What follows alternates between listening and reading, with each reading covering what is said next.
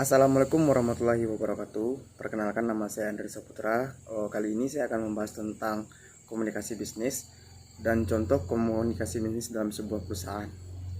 Nah, sebelum masuk kepada contoh kasus, saya terlebih dahulu akan menyampaikan tentang apa itu komunikasi bisnis secara garis besar, jenis-jenis komunikasi bisnis, serta tujuan dari komunikasi bisnis. Nah, komunikasi bisnis pada dasarnya merupakan sebuah proses pertukaran informasi serta pesan bisnis dalam membentuk sistem dan struktur organisasi yang kondusif dalam memaksimalkan efisiensi dan efektivitas produk kerja. Nah, pendapat lain juga mengatakan bahwa komunikasi komunikasi bisnis meliputi sebagai bentuk komunikasi yang baik berupa komunikasi verbal maupun non verbal yang memiliki tujuan tertentu untuk yang dicapai. Nah, lanjut kepada jenis-jenis komunikasi bisnis. Uh, Secara garis besar ada 4 jenis komunikasi bisnis. Yang pertama yaitu komunikasi verbal, uh, bentuk dari komunikasi verbal ini berupa lisan ataupun tulisan. Nah, dalam penyampaiannya komunikasi verbal ini bisa disampaikan secara langsung ataupun melalui tulisan. Nah, yang kedua yaitu komunikasi nonverbal. Nah, bentuk dari komunikasi nonverbal adalah isyarat. Isyarat dapat berupa gerakan wajah, gerakan tubuh, ekspresi, dan lain sebagainya. Nah, lanjut yang ketiga yaitu komunikasi tatap muka. Nah, komunikasi tatap muka dilakukan secara langsung dalam ruang dan waktu yang sama. Hal ini memungkinkan komunikator maupun komunikan untuk dapat menangkap setiap respon ataupun feedback sehingga dapat meminimalisir perbedaan persepsi terhadap pesan yang disampaikan. Nah, lanjut yang kepada jenis yang terakhir yaitu komunikasi bermedia. Nah, komunikasi bermedia merupakan komunikasi yang pelaksanaan dilakukan dengan menggunakan media seperti handphone, telepon, radio komunikasi, email, internet, dan lain sebagainya. Nah, kesimpulannya dilakukan dengan media elektronik. Nah, lanjut kepada bagian tujuan dari komunikasi bisnis. Nah, tujuan yang utama yaitu sebagai informatif, pengendalian, persuasif, dan integratif. Dan tujuan yang lainnya yaitu menyelesaikan masalah dan membuat keputusan. Yang kedua yaitu kedudukan seorang di dalam bidang bisnis menentukan seberapa penting keahlian di dalam menyelesaikan sebuah masalah dan membuat keputusan untuk kemajuan bisnis yang digeluti. Yang ketiga yaitu mengevaluasi perilaku. Yang keempat yaitu tentang perilaku seseorang menentukan keberhasilannya di dalam bisnis. Nah, evaluasi perilaku penting untuk dilakukan agar dapat memberikan penilaian terhadap prestasi untuk merencanakan apa yang dilakukan selanjutnya. Nah, yang kelima yaitu pemenuhan kebutuhan barang dan jasa. Yang keenam yaitu dalam meningkatkan taraf hidup masyarakat, maka diperlukan barang dan jasa untuk memenuhi kebutuhan di dalam kehidupan sehari-hari. Nah, lanjut kepada bagian contoh kasus komunikasi bisnis dalam sebuah perusahaan.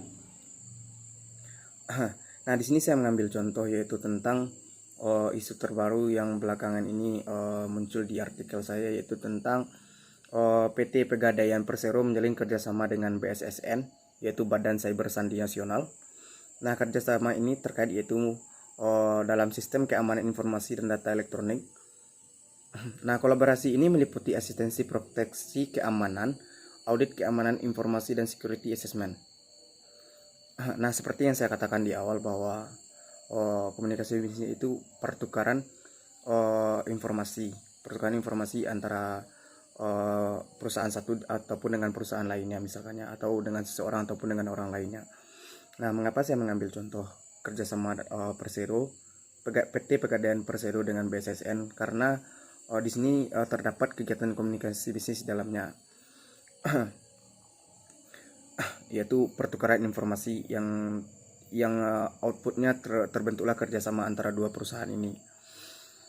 Nah, kerjasama ini yaitu juga berbentuk dalam penanggulangan dan pemulihan insiden cyber, layanan investigasi maupun penyidikan bidang cyber dan sandi.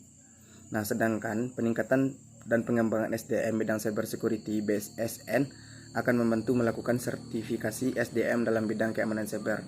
Nah, sini dapat kita lihat bahwa bentuk pertukaran informasi di sini yaitu dengan bahwa BSSN akan melakukan peningkatan dan pengembangan SDM bidang cyber security pada PT Pegadaian Persero.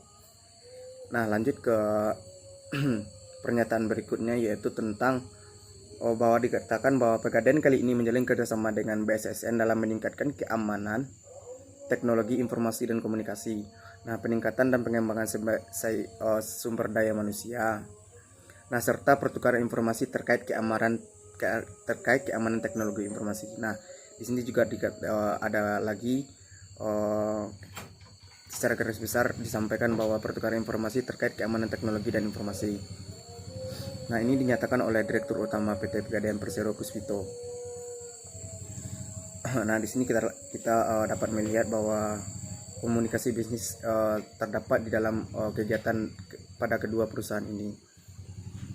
Nah, Direktur Utama PT Pegadaian Persero juga mengatakan bahwa perkembangan teknologi melahirkan peluang dan tantangan termasuk di sektor keuangan yang terus bertransformasi menuju industri 4.0 yang berbasis digital dengan model bisnis baru.